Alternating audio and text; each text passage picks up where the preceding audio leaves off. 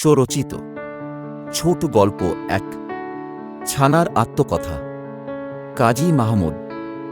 একদিন পথ চলছি, হঠাৎ দেখি পাশের একটি নতুন প্লটের সীমানার একটি নিচু প্রশস্ত দেয়ালের উপর একটি কুকুরছানা হেঁটে হেঁটে যাচ্ছে।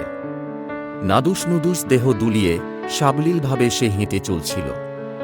এটা দেখে হঠাৎ আমার কিছু একটা সাথে মিল মনে পড়ে গেল আমাদের ছোটবেলার কথা।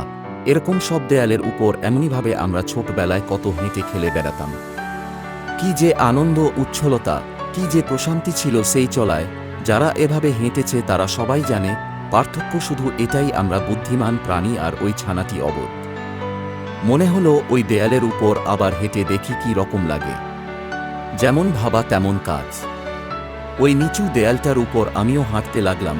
একটু হাঁটাহাঁটি করে দেখলাম, ওই সেই আগের আনন্দ স্বস্তি তো আর পাচ্ছি না, উল্টো আরও একটা হাহাকার মন জুড়ে ছড়িয়ে গেল। এভাবেই জীবন বদলে যায়, তবে সব প্রাণীর না।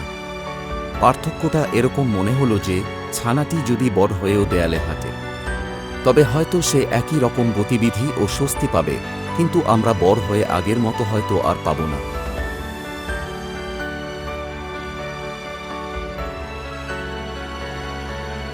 এরকম আরও গল্প পেতে প্লিজ স্টোরি মেকার চ্যানেলটি সাবস্ক্রাইব করুন, বেল বাটনটি ক্লিক করুন।